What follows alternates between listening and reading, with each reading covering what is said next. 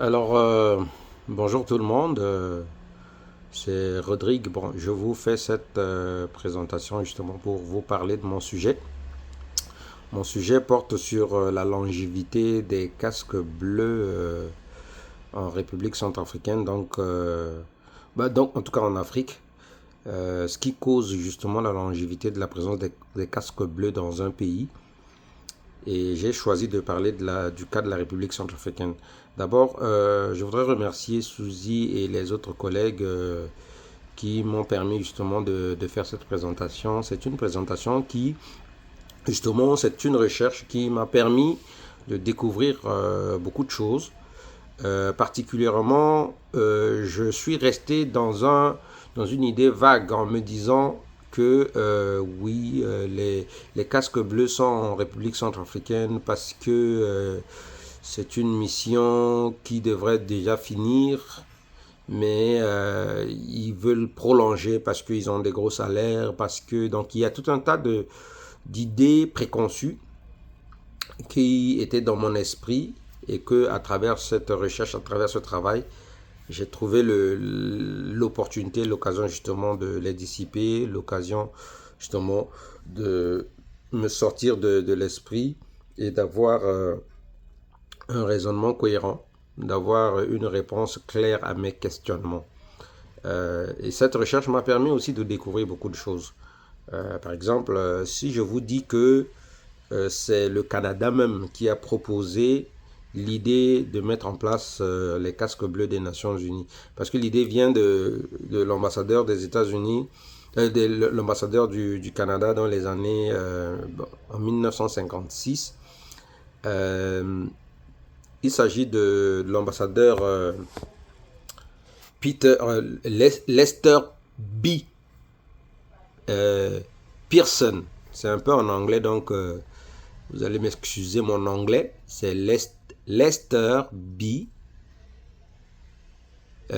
Pearson.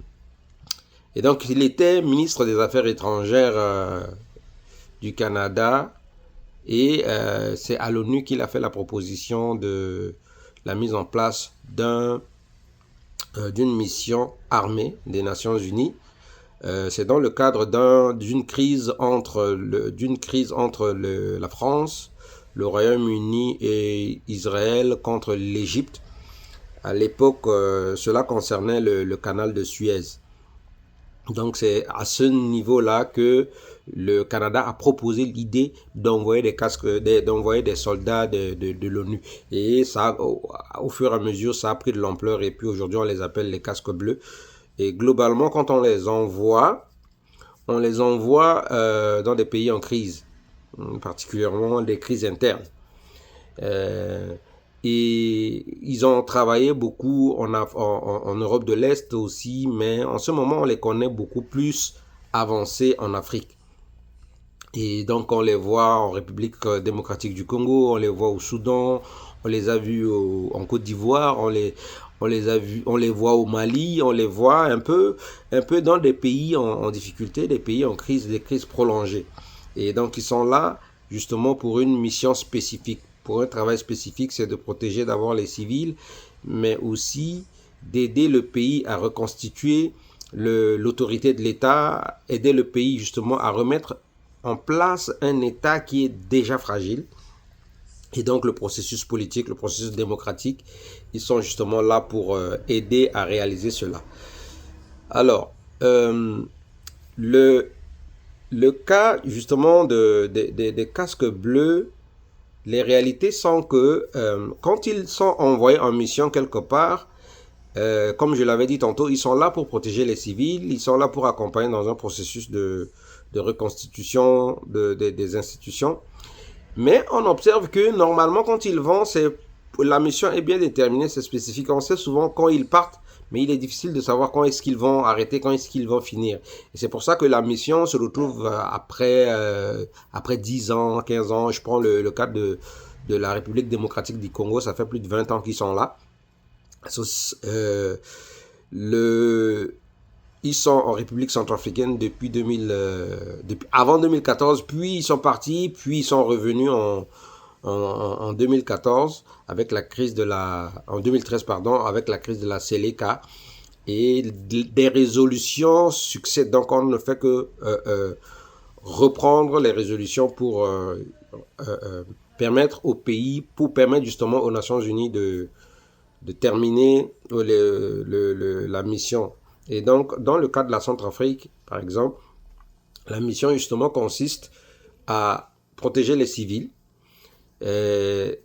aussi à accompagner l'État dans la reconstitution des choses. Par exemple, depuis 2013, avec l'entrée de la Seleka et des anti-Balaka, on voit qu'il y a d'abord beaucoup de groupes armés, mais l'autorité de l'État n'a plus sa place. Donc l'État est même fragilisé. Il n'y a plus d'armée, il n'y a plus de police, il n'y a plus de... Donc quand on envoie les casques bleus, il y a des militaires, des soldats, il y a des gendarmes, il y a des policiers. Donc ils sont là justement pour accompagner, essayer d'instaurer la paix, accompagner le pays à restaurer la paix, à restaurer la sécurité, mais aussi à mettre en place le processus politique comme les élections qui doivent être organisées. Donc c'est ce qui leur donne du travail sur le terrain. Cela dit, on voit que ces pays-là ont de la difficulté à permettre aux Nations Unies justement d'accomplir cette mission, parce que il y a des réalités à l'intérieur même du pays qu'il faut justement stabiliser. Et donc les Nations Unies n'ont pas la possibilité d'arrêter tout d'un coup, parce que ça prend justement une volonté interne. Ça prend aussi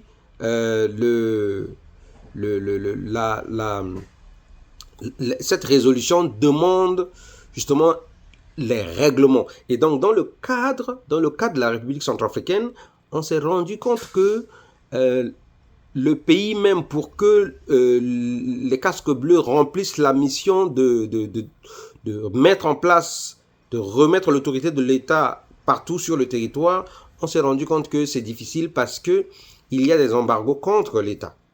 Et donc, même s'ils ont constitué, ils ont organisé la formation, ils ont remis en place les élections et tout, il y a quelque chose qui empêche justement les soldats centrafricains à travailler après leur formation, parce qu'ils avaient ce qu'on appelle l'embargo sur les armes. Donc ils ne peuvent pas justement se procurer les armes pour sécuriser le pays.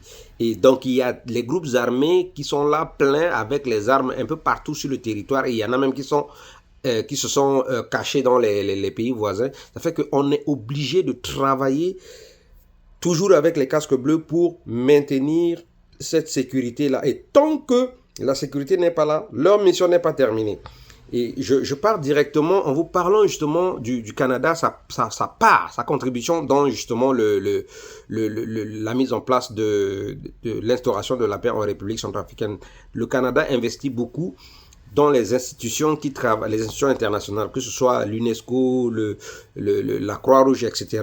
Le Canada investit de l'argent avec Canada International, qui investit le plan international Canada, qui investit justement dans ces activités pour permettre la stabilité du pays, mais pour permettre aussi la reconstitution de l'administration et la reconstruction des infrastructures qui sont brisées, comme de l'eau potable, les écoles, et ainsi de suite. Et donc, le Canada fait un travail très important.